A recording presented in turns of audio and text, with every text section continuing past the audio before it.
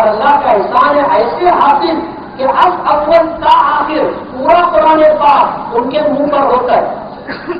ہم جب دیکھتے ہیں ہمارے برادران وطن ہندو بھائی اس بات کو سنتے ہیں تو ان کو حیرت ہوتی ہے. کہتے ہیں پورا قرآن پاک حفاظت کرتا ہے.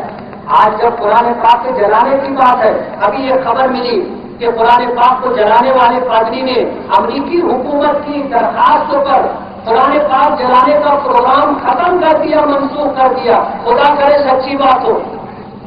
ہم تو یہی چاہتے تھے کہ اللہ کی اس کتاب کی بے حرمتی نہ ہو، لیکن اگر قرآن پاک کو وہ جلاتے بھی تو قرآن پاک ختم ہونے والا نہیں تھا.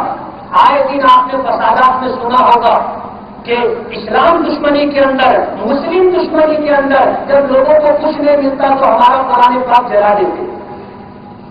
تو کیا قرآن پاک جلانے سے قرآن ختم ہو گیا؟ نہیں.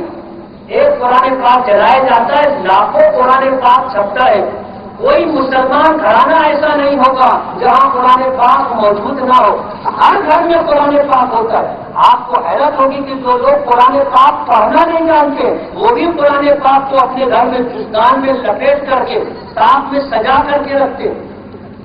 ہر گھر میں قرآن پاک، اور دین سے قربت رکھنے والوں کے دلوں میں ان کی زبان پر قرآن پاک کی آیات ہوتی. تو قرآن پاک اس طرح ضائع ہونے والا نہیں ہے، اور اس طرح بلی کے منانے سے چھینکا ٹوٹ کے گرنے والا نہیں ہے کہ ایک مرتبہ قرآن پاک کے سینکڑوں یا ہزاروں یا لاکھوں نسخے آپ جلا دیں تو قرآن پاک ختم ہو جائے گا. نہیں.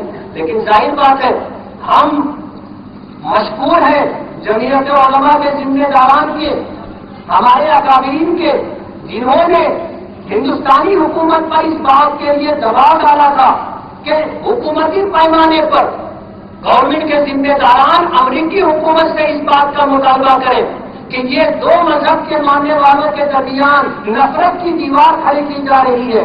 دو مذہب کے ماننے والوں کے درمیان اختلاف کا بیج بویا جا رہا ہے. ایسے شخص کو گرفتار کرنا چاہیے اور گرفتار کر کے اسے قرار واقعی سزا دینی چاہیے.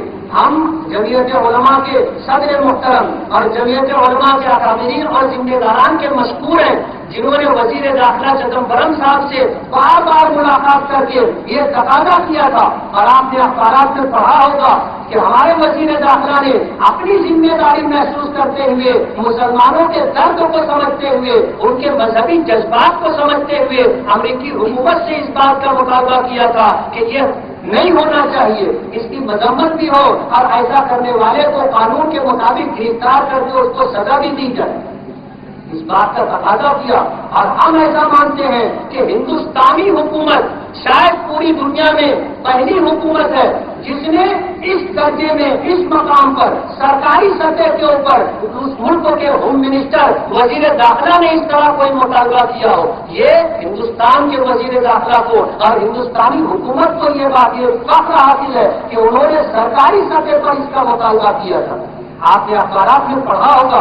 ہم اپنے بزرگوں کی عمروں میں برکت کی دعا کرتے ہیں، ان کی صلاحیت اور ان کی استعداد کے پیش نظر ہم ان کی ابتدا، ان کے پیچھے چلنے میں اپنے لیے سعادت سمجھتے. عام طور پر میرا ایسا ماننا ہے، کسی کو اختلاف بھی ہو سکتا ہے کہ یہ در حقیقت مسلمانوں کو مشتعل کرنے کی ایک حرکت. بعض لوگ مشہور ہونے کے لیے کوئی ایسی بات کہہ دیتے ہیں یا کوئی ایسا کام کر دیتے ہیں کہ لوگ ان کی طرف متوجہ ہو جائیں. جیسے اس پارٹی نے قرآن پاک جلانے کی بات کہی، اس منحوس آدمی کا کسی نے نام بھی نہیں سنا ہوگا، لیکن آج قرآن پاک سے محبت اور تعلق رکھنے والے پوری دنیا کے لوگ متوجہ ہوں گے اور اس کا نام لوگوں نے جو ہے یاد کر لیا. میں نے کل اس شخص کو دیکھا اخبار میں، اس کی تصویر چھپی تھی تو اس کو نیچے رکھ کر کے وہ کہ اپنے موبائل سے اس کی تصویر لے رہا تھا. میں سوچنے لگا کہ اس منحوس کی تصویر رکھ کر کے یہ کیا کرے. یہ ایسی تو نہیں ہے کہ چلو اس کا فریم لگایا جائے.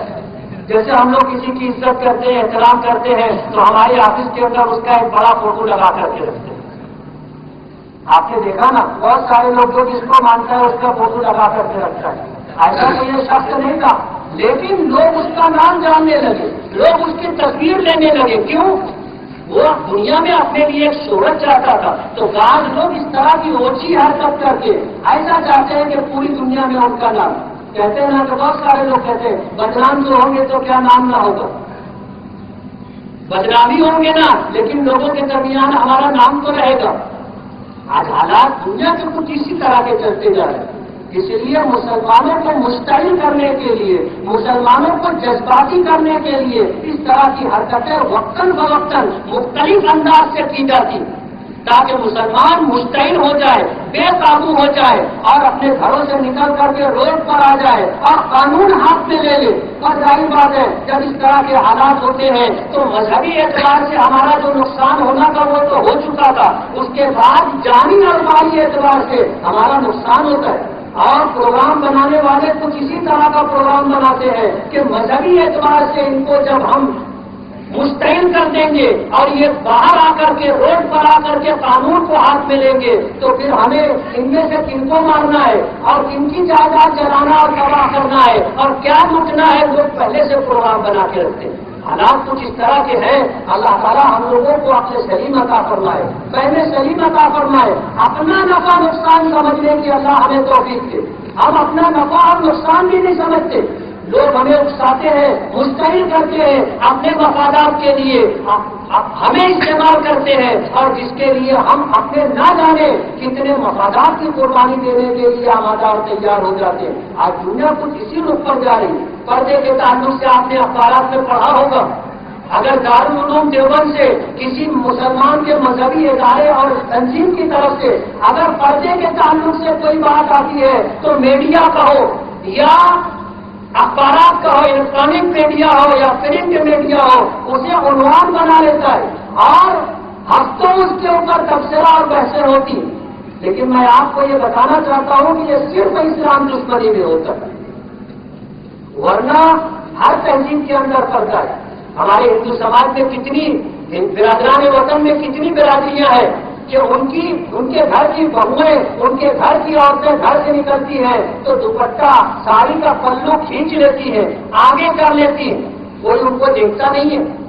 کتنی برادری ایسی ہے کہ ان گھر کی بہو کبھی زندگی کے خسر کے سامنے بے نقاب نہیں آتی، جیل کے سامنے بے نقاب نہیں آتی۔ ان کے یہاں اس بات کا اہتمام ہے، میں تفصیل میں نہیں جانا چاہتا۔ اسی طرح یہودیوں میں بھی پڑتا ہے اور عیسائیوں میں بھی پڑتا ہے۔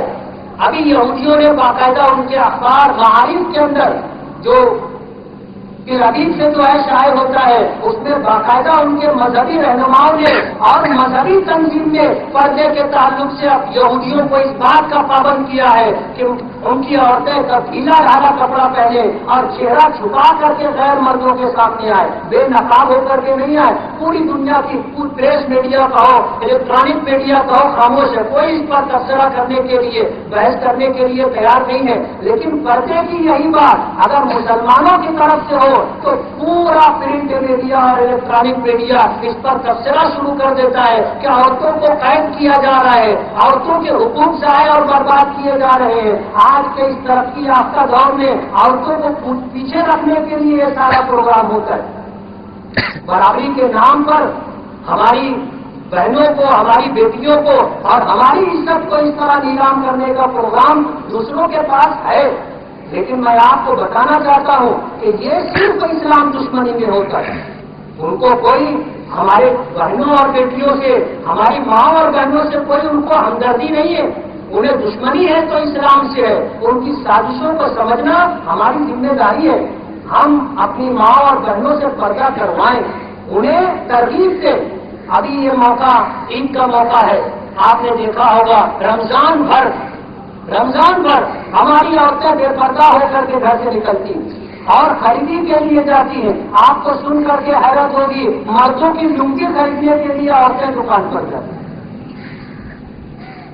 مردوں کی لنگی خریدنے کے لیے عورتیں دکان پر جاتی ہیں، ان کی چٹی خریدنے کے لیے عورتیں دکان پر جاتی ہیں۔ ایک زمانہ تھا کہ عورتوں کی چوڑیاں تک گھر کے مرد لوگ خرید کے لاتے تھے اور جو لا کر کے دے دیا جاتا تھا وہ پہن لیا کرتی تھی۔ آج ایسا ہو گیا کہ گھر کی مکمل خریدی اب ہماری مائیں اور بہنیں کرنے لگی۔ مرد سارے نکمے اور ناکارہ ہو گئے، کوئی کام کا نہیں رہا۔ ہماری گھر کی عورتیں ہماری عزت و آبرو گھر سے نکل کر کے اس طرح جاتی ہیں، اور پھر کیا ہوتا ہے آپ کو پتا ہوگا، آپ نے بارہ دیکھا ہوگا کتنی نوجوان لڑکیاں موبائل روڈ کے کنارے کھڑے ہو کر کے بات کرتی ہیں، کیا بھاؤ چل رہا ہے، کپڑے کا کیا بھاؤ ہے، کچھ نہیں۔ آپ سمجھ سکتے ہو میں کیا کہنا چاہتا ہوں کہ وہ اگر گھر سے باہر نکل کر کے موبائل پر کسی سے بات کر رہی ہے تو کس سے بات کر رہی ہے؟ ہمیں کہتے ہوئے اچھا نہیں لگتا، لیکن آج یہ چیز عام ہوتی جا رہی ہے۔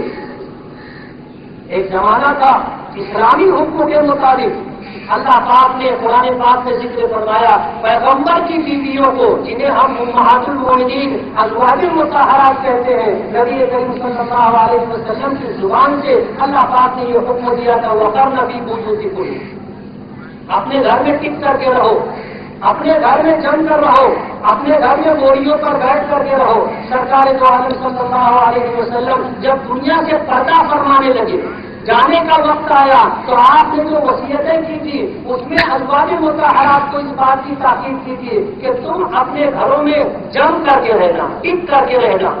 اسی لیے ازواج مطہرات میں کتنی بیویاں ایسی تھیں کہ نبی کریم صلی اللہ علیہ وسلم نے دنیا سے پردہ کر جانے کے بعد حج کا سفر بھی انہوں نے نہیں کیا۔ حضرت عمر فاروق رضی اللہ تعالیٰ عنہ نے اپنے زمانے خلافت میں ازواج مطہرات سے اس بات کی درخواست کی کہ حج کا پروگرام بن رہا ہے، آپ سب حج کے لیے چلیں، تو کتنی ازواج مطہرات نے یہ طے کر کے انکار کر دیا تھا کہ ہمارے آقا، ہمارے محبوب جناب رسول اللہ صلی اللہ علیہ وسلم نے ہمیں اس بات کی وصیت کی تھی، اس بات کی تاکید کی تھی کہ گھروں میں جم کر کے رہنا، اپنی بوریوں کو چھوڑنا نہ۔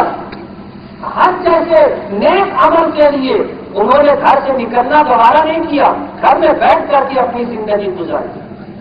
آج ہم اپنی بہنوں اور بیٹیوں کو اس بات کی تاکید کریں کہ پردہ کریں، پردہ جس طرح نماز فرض ہے پردہ بھی فرض ہے، روزہ فرض ہے پردہ بھی فرض ہے، زکات فرض ہے پردہ بھی فرض ہے، حج فرض ہے پردہ بھی فرض ہے۔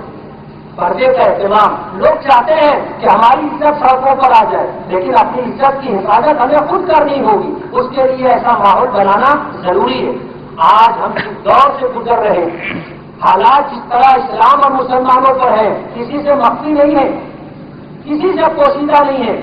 پوری دنیا میں ایک سازش چل رہی ہے اور پوری دنیا میں ایک پروگرام چل رہا ہے، وہ یہ کہ اسلام اور مسلمانوں کو کس طرح نقصان پہنچایا جائے۔ بہت دور جانے کی ضرورت نہیں ہے، آپ کشمیر کے حالات دیکھ لو، کشمیر میں کیا ہو رہا ہے آپ کو پتا نہیں ہے، آپ امن چین اور سکون سے یہاں بیٹھے ہو، آپ کو اس بات کا